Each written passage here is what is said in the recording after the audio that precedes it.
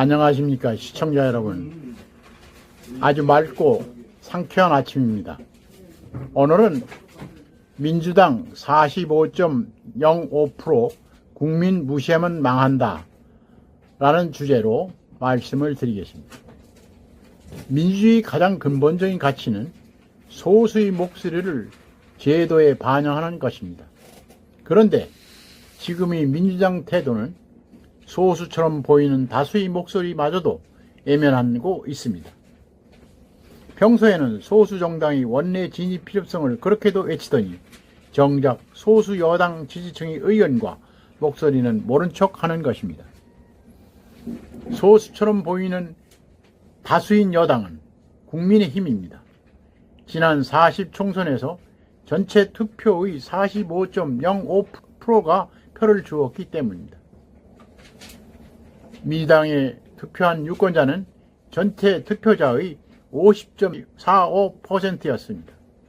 따라서 국민의힘에 투표한 나머지 45.05%는 민주당이 압도적 의석 형성에 기여하지 않았던 것입니다. 이런 상황에서 민주당이 국민이라는 이름으로 자신들이 추구하는 일들을 단독 처리한다면 이는 민주당 지지자만 국민이라는 의미밖에 안 됩니다. 그럼에도 불구하고 민주당한테서는 자기중심적 상황 해석을 하는 버릇이 다시 또 발동하는 것 같아 걱정입니다. 국회의장 후보들은 기계적 중립은 안 지켜도 좋다는 식으로 말하고 있고 협치에 대해서도 부정적인 입장을 보이는 인사가 있습니다. 특히 상임위원장 배분과 관련해서는 국회의 관습과 관례가 무시될 우려가 큽니다. 이런 상황을 연출하며 민주당은 압도적 과반 의석을 만들어주신 국민의 뜻을 내세우고 있습니다. 과연 그럴까요?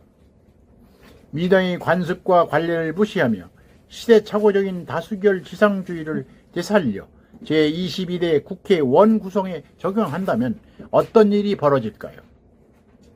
국회와 정치권 전체는 경랑에 빠지게 될 것입니다.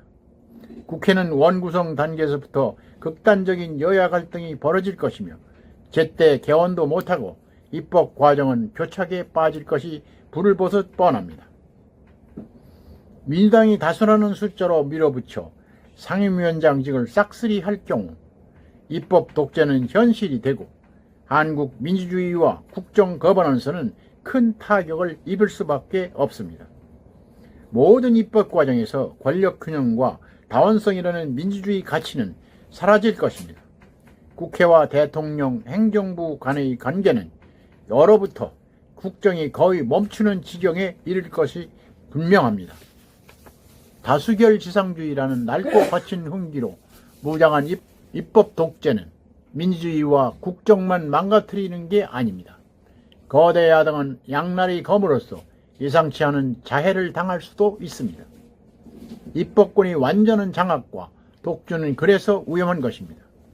오늘날 다수결 지상주의에 의한 입법 독재는 순탄하게 작동해서 좋은 성과를 내기 힘들다는 게 여러 곳에서 증명되고 있습니다.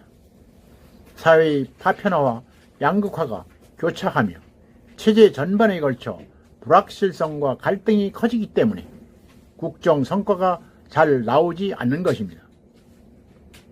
유권자는 불안감을 느끼게 되고 각종 형태의 권력과 권위를 불신하기 시작합니다. 이런 유권자를 입법 독재로 만족시킨다는 것은 매우 어렵습니다. 특히 주도권을 쥐고 있는 측은 행정권을 행사하는 대통령이든 입법권을 휘두르는 거대 정당이든 간에 유권자가 불만, 불신을 넘어 분노를 터뜨리는 관역이 되기 쉽습니다. 거대 야당인 민주당은 여기서 교훈을 얻어야 될 것입니다. 이제 확실히 해두고 싶은 말이 있습니다. 전국 254개 지역구에서 국민의힘과 민주당이 각각 얻은 득표율의 차이는 겨우 5.4%포인트에 불과하다는 점입니다. 이를 절대로 잊어서는 안 됩니다. 이런 상황을 자의적으로 해석하며 독선과 독주를 일삼는다면 이것이 부메랑이 되어서 민주당을 덮칠 수 있기 때문입니다. 요즘 민주당은 제22대 국회에서 처리해도 되는 사안들을 굳이 제21대 국회 막바지에 밀어붙이고 있습니다. 이것을 보면 총선 압승이라는 분위기 속에 정권이 길을 죽이고 이를 통해 대통령이 레임덕을 조기에 발생시키려고 하는 게 아닌가 하는 의구심마저 듭니다. 이는 또한 45.05%의 국민을 완전 무시하는 행위인 것입니다. 거듭 강조하지만 지난 40총선에서 민주당이 절대다수 의석을 차지하게 된 것은 유권자들이 민주당을 선호해서가 아닙니다.